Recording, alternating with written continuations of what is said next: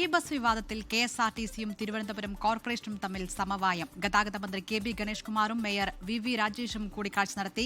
Schedule മാറ്റം വരുത്തണമെന്ന മേയറുടെ ആവശ്യം മന്ത്രി അംഗീകരിച്ചു. തിരുവനന്തപുരം നഗരസഭയിൽ BJP അധികാരത്തിലെത്തിയതിനു ശേഷം ഉയർന്ന വലിയ വിവാദത്തിനാണ് പരിസമാപ്തിയാകുന്നത്. ഗതാഗത മന്ത്രി KB ഗണേഷ് കുമാറിന്റെ ഓഫീസിലെത്തി മേയർ VV രാജേഷ് ചർച്ച നടത്തി. ബസ്സുകൾ തിരികെ വേണ്ടെന്ന് മേയർ പറഞ്ഞതായി ഗതാഗത മന്ത്രി അറിയിച്ചു. ഷെഡ്യൂളിൽ മാറ്റം വേണമെന്ന മേയറുടെ ആവശ്യം മന്ത്രി അംഗീകരിച്ചു. രാവിലെ 10 വരെ നഗരത്തിൽ കൂടുതൽ ബസ്സുകൾ ഓടിക്കും. റൂട്ടുകൾ KSRTCക്ക് തീരുമാനിക്കാം. തദ്ദേശ വകുപ്പ് മന്ത്രി MB രാജേഷുമായും മേയർ കൂടിക്കാഴ്ച നടത്തി. കോർപ്പറേഷനിലെ 15 വർഷം പഴക്കമുള്ള 150ഓളം വാഹനങ്ങൾ ലേലം ചെയ്യാൻ ഇടപെടൽ വേണമെന്നാണ് ആവശ്യം. കോർപ്പറേഷനിൽ മെക്കാനിക്കൽ എഞ്ചിനീയർ തസ്തിക വേണമെന്ന ആവശ്യവും മുന്നോട്ട് വെച്ചു. വാഹനങ്ങൾ ലേലം ചെയ്യണമെങ്കിൽ മെക്കാനിക്കൽ എഞ്ചിനീയർ സർട്ടിഫൈ ചെയ്യണം. ഇതിനാണ് തസ്തിക ആവശ്യപ്പെട്ടത്. മെക്കാനിക്കൽ എഞ്ചിനീയർ തസ്തിക അനുവദിച്ചിട്ടുണ്ടെന്നും 1.5 മാസത്തിനുള്ളിൽ പ്രാബല്യത്തിൽ വരുമെന്നും തദ്ദേശ വകുപ്പ് നഗരസഭയ്ക്ക് മറുപടി നൽകി. 24 തിരുവനന്തപുരം.